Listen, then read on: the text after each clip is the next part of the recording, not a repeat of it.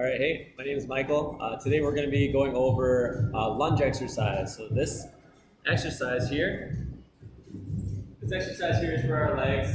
So it's mostly going to be working the quads, the hamstrings, and the glutes. So the back. So how you're going to perform this exercise, you're going to have one foot in front, and one foot remains planted. So step forward, and you're going to hinge at the hip on the top leg here, while lowering the knee on the bottom leg. So what it's going to look like from the side, this is going to be the leg that I'm using. Back foot goes back. Hinge at the hip here. Knee touches at the bottom. And use the front leg to drive off of. So again, the front, step back, down and up. And we really want to drive through the front foot, not the back foot. So I'll give the client here, Sherry, to get started on that.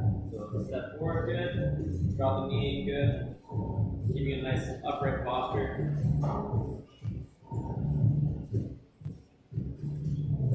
Good. Go again.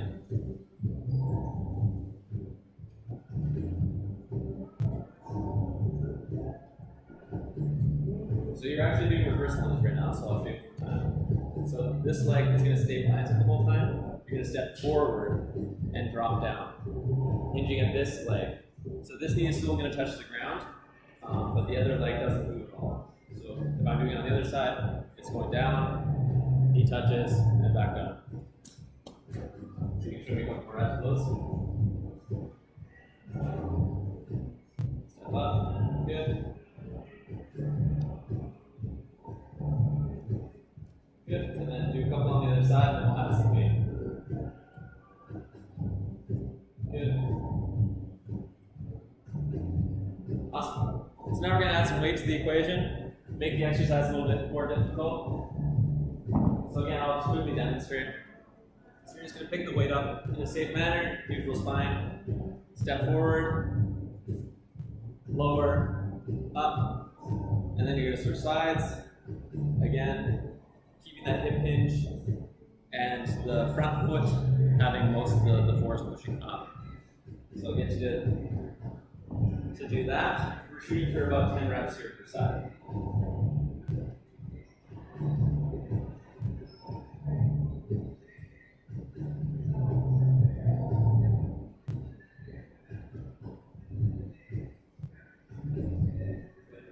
Remember, breathe.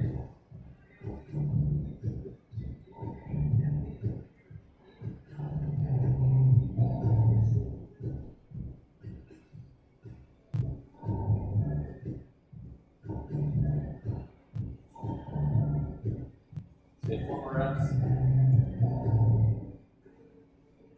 Good, 3 more.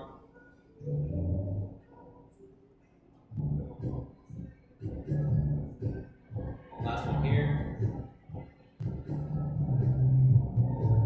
Good.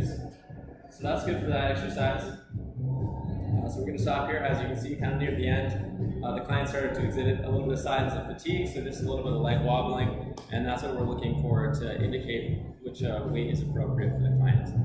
Now we're going to be moving on to a modification, so I'll demonstrate that.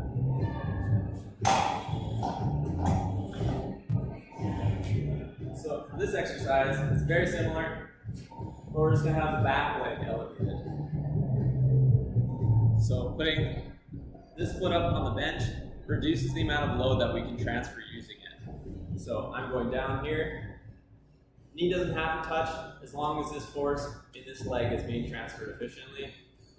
And you're pushing back up using just the one leg. So this leg here is not doing a lot of work here.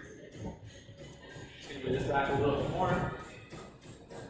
And show it on the other side here. So back leg elevates. The squat. And back up. From the side view. Again, back up here, spine. Torso basically just straight up the line. Down. Keeping everything nice in the line. I'm not rounding my back or anything. Bracing the core and stepping back up and flexing the glutes. So I'll get you to try this.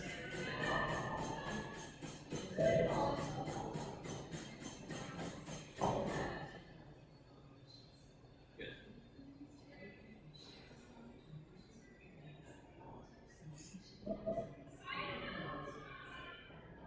this increases the demands on the front leg by quite a bit, so making this a more challenging exercise.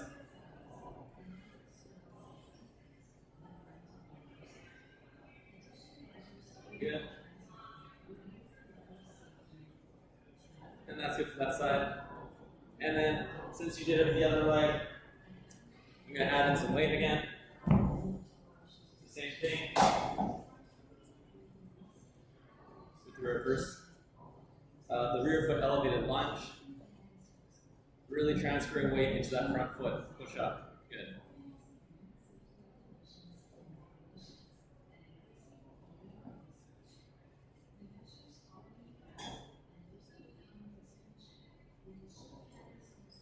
And 5 more reps.